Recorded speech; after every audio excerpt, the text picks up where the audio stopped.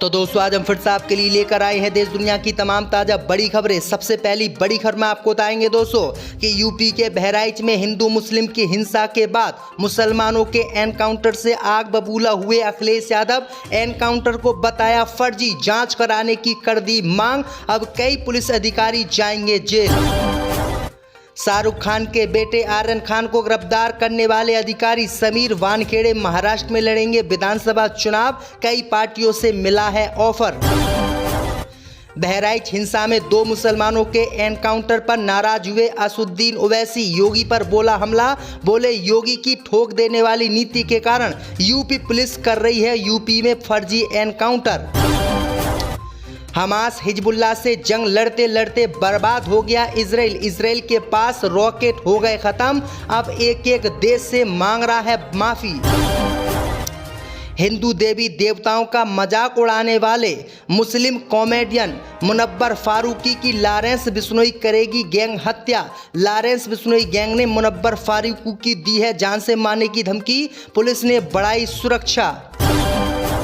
भाजपा को राष्ट्रीय अध्यक्ष मल्लिकार्जुन खड़गे ने बताया आतंकवादियों की पार्टी, कहा यह पार्टी लिंचिंग करवाती है, दलितों के मुंह में करवाती है पेशाब। तो दोस्तों सभी खबरों को आपको एक एक कर बताने वाले हैं, वीडियो को लाइक कर चैनल को सब्सक्राइब कर दें। इसी बीच पर तो दोस्तों अगली खबर की ओर, तो बहराइच में हुए मुसलमानों के एनकाउंटरों को अखिलेश यादव ने बताया गलत, पुलिस की जाँच कराने की कर दी मांग।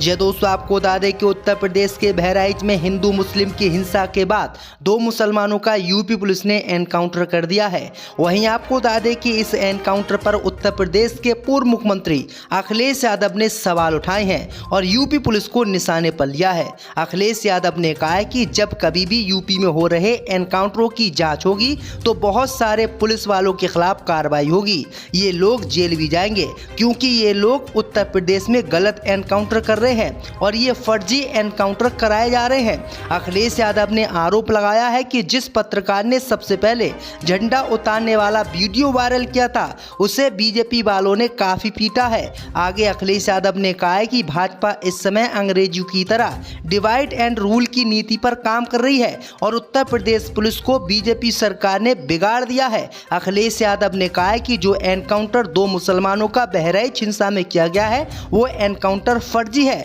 और इसकी जांच होनी चाहिए। अगर इसकी जांच होगी तो जिन पुलिस वालों ने भी ये एनकाउंटर किया है वो जेल जाएंगे। यानी उत्तर प्रदेश में बहराइच हिंसा को एनकाउंटर कराने वाली सरकार अब फंस गई है।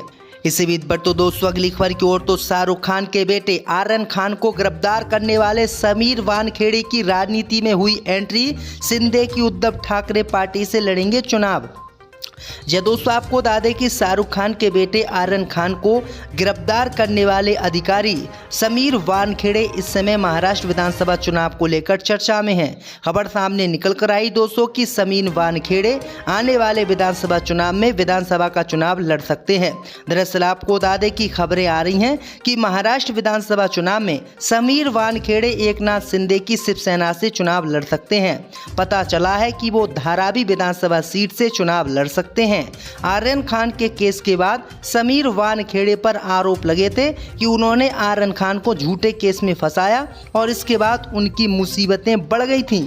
इसी बीच पर तो दोस्तों अगली खबर की ओर, तो बहराइच हिंसा में मुसलमानों के एनकाउंटर पर भड़के असुद्दीन ओवैसी, योगी सरकार पर बोला जोरदार हमला। जी दोस्तों आपको बता दें कि उत्तर प्रदेश पुलिस ने बहराइच हिंसा के 2 मुस्लिम आरोपियों का एनकाउंटर कर दिया। इसमें से एक आरोपी सरफराज की हालत गंभीर बताई जा रही है। वहीं आपको बता दें कि इस एनकाउंटर पर AIM के सांसद असुद्दीन ओवैसी का बयान भी सामने आया है। उन्होंने कहा है कि बहराइच हिंसा के आरोपियों का पुलिस से एनकाउंटर का सच जानना मुश्किल नहीं है। योगी को ठोक देने की नीति के बारे में सब जानते हैं। अगर पुलिस के पास इतना सबूत होता तो आरोपियों को कानूनी सजा दिलाने की कोशिश करती, लेकिन उत्तर प्रदेश में तो ठोक देने वाली नीति लागू है और उत्तर प्रदेश में हर किसी का योगी एनकाउंटर करा देते हैं, जो कि बिल्कुल गलत है। असुद्दीन ओवैसी ने इस एनकाउंटर को गलत बताया है और योगी सरकार पर गंभीर आरोप लगाए हैं। आपकी क्या राय है दोस्तों कि बहराइच हिंसा हिंसा को लेकर जो एनकाउंटर हुआ है वो ठीक है या गलत, हमें कमेंट करके जरूर बताएं। इसी बीच पर तो दोस्तों अगली खबर की ओर तो हमास हिजबुल्लाह से जंग लड़के बर्बाद हुआ इजराइल, 1 करोड़ यहूदियों की जान पड़ी खतरे में, अब इजराइल पर नहीं बची मिसाइलें। ये दोस्तों आपको बता दें कि इजराइल की मुश्किलें इस समय बढ़ गई हैं। खबर सामने निकल कर आई दोस्तों कि हमास और हिजबुल्लाह से लड़ते लड़ते इजराइल पर हथियार कम पड़ गए हैं। हालत इजराइल की ये हो गई है कि अब इजराइल ईरान या हिजबुल्लाह या हमास की मिसाइलें रोकने के लिए जो रॉकेटों का इस्तेमाल आयरन डोम में करता था वो इजराइल पर अब ख़त्म हो गए हैं और इजराइल फ़कीर हो गया है। वहीं आपको बता दें कि इजराइल के पास इन रॉकेटों की कमी होने के बाद अब यहूदी बुरी तरीके से डरे हुए हैं।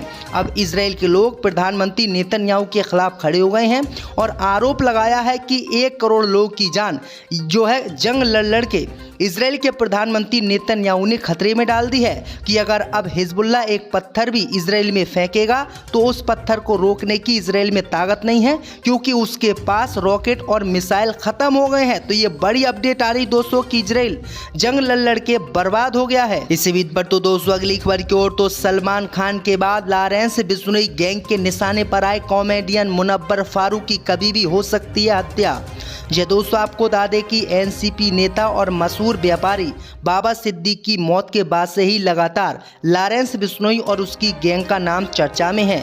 सिद्दीक की हत्या की जिम्मेदारी लेकर लॉरेंस बिश्नोई गैंग ने एक साथ कई सोशल मीडिया पोस्ट किए और सलमान खान तक को जान से मारने की धमकी दे दी। अब खबर सामने निकल कर आई दोस्तों कि इस समय लॉरेंस बिश्नोई गैंग के 2 बड़े दुश्मन हैं, एक सलमान खान, दूसरे कॉमेडियन मुनव्वर फारूकी। खबर सामने निकल कर आई दोस्तों कि हिंदू देवी देवताओं का मजाक बनाने वाले माफ़ कीजिएगा कॉमेडियन जो है मुनव्वर फारूकी को अब लॉरेंस बिश्नोई गैंग के द्वारा धमकी दी गई है। वहीं आपको दादे कहा गया है कि लॉरेंस बिश्नोई गैंग आने वाले समय में मुनव्वर फारूकी की हत्या कर सकती है। वहीं आपको दादे कि मुनव्वर फारूकी को अब लॉरेंस बिश्नोई गैंग ने धमकी दी है जिसके बाद उनको सुरक्षा दे दी गई है। ये बड़ी अपडेट आई दोस्तों कि सलमान खान के बाद अब लॉरेंस बिश्नोई गैंग के निशाने पर मुनव्वर फारूकी आ गए हैं। इसी बीच पर तो दोस्तों अगली खबर की ओर तो महाराष्ट्र में समाजवादी पार्टी ने इंडिया ब्लॉक के सामने 12 सीटें देने की रखी मांग। जो दोस्तों आपको बता दें कि महाराष्ट्र विधानसभा चुनाव को लेकर कांग्रेस में बैठकों का दौर जारी है। दावा किया जा रहा है कि पार्टी की केंद्रीय चुनाव समिति के विचार के लिए 62 सीटों पर नाम को मंजूरी दी है। पार्टी 20 को उम्मीदवार की पहली सूची जारी कभी भी कर सकती है। अब खबर सामने निकल कर आई दोस्तों कि समाजवादी पार्टी भी कई साल से महाराष्ट्र में विधानसभा का चुनाव लड़ रही है और 2-3 सीटें महाराष्ट्र में समाजवादी पार्टी जीत लेती है।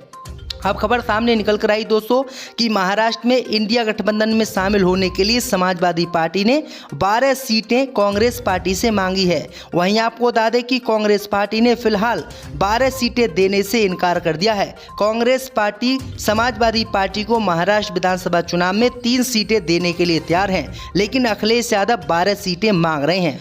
इसी बीच पर तो दोस्तों अगली खबर की ओर तो कांग्रेस के राष्ट्रीय अध्यक्ष मल्लिकार्जुन खड़गे ने भाजपा को बताया आतंकवादियों की पार्टी। जो दोस्तों आपको बता दें कि कांग्रेस के अध्यक्ष मल्लिकार्जुन खड़गे ने भारतीय जनता पार्टी पर तीखा हमला बोला है और आरोप लगाया है कि भाजपा आतंकवादियों की पार्टी है। खड़गे ने भाजपा को लिंचिंग, दलितों के साथ दुर्व्यवहार और आदिवासियों के खिलाफ हिंसा के लिए जिम्मेदार ठहराया है। खड़गे ने कहा है कि भाजपा आतंकवादियों की पार्टी है और ये लोगों की लिंचिंग कराती है, लोगों को ये लोग मारते हैं, दलितों के मुंह में पेशाब करते हैं, आदिवासी महिलाओं का बलात्कार करते हैं।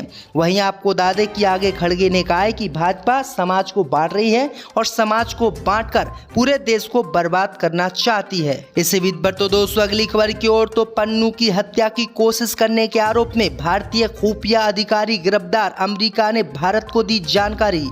जो दोस्तों आपको बता दें कि भारत ने अमेरिका में खालिस्तानी आतंकवादी गुरपंत सिंह पन्नू की हत्या की कोशिश करने के आरोपी खुफिया अधिकारी को गिरफ्तार कर लिया है। अमेरिकी मीडिया ने अधिकारी की पहचान विक्रम यादव के रूप में की है। भारत ने अमेरिका को सूचित किया है कि अधिकारी अब सरकार में नहीं है।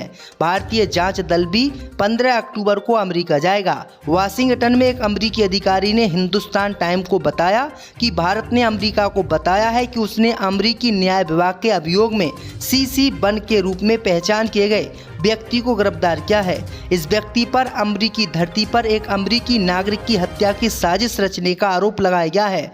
भारत ने अमेरिका को ये भी बताया है कि CC-1 अब सरकारी अधिकारी नहीं है।